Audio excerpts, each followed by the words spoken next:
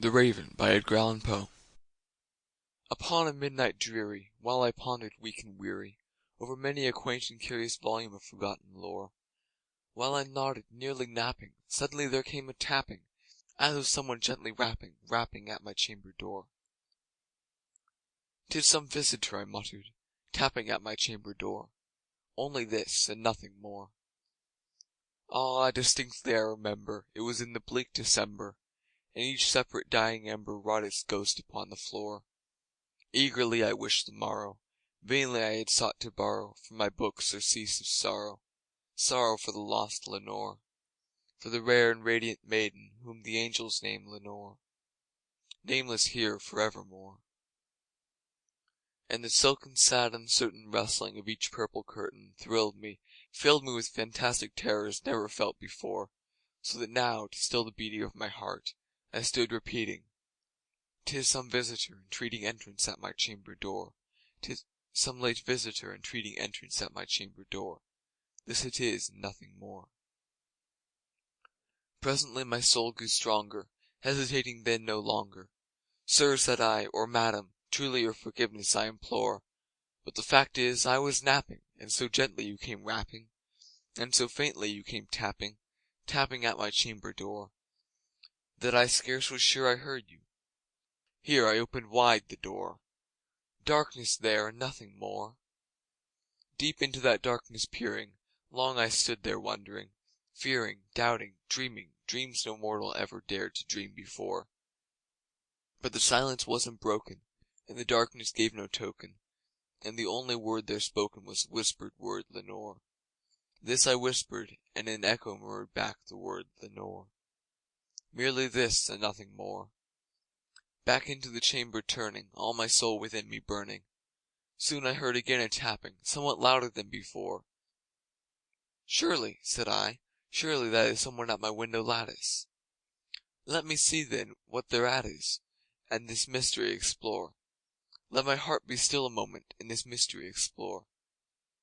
'Tis the wind, and nothing more."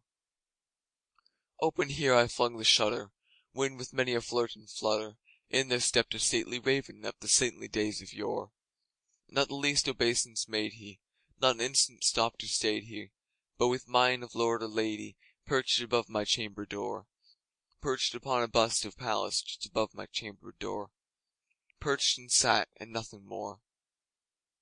'Tis this ebony bird beguiling my sad fancy into smiling, by the grave and stern decorum of the countenance it wore. "Though thy crest be shorn and shaven, thou," I said, "art sure no craven, ghastly, grim, and ancient raven, wandering from the nightly shore.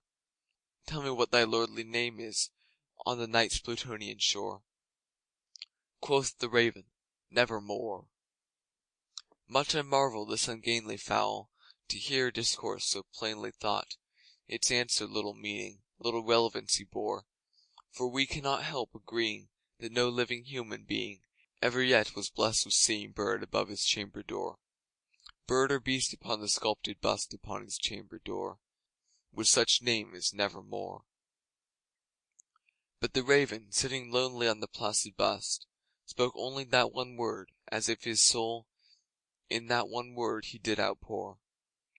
Nothing farther than he uttered, not a feather than he fluttered, till I scarcely more than muttered, "Other friends have flown before.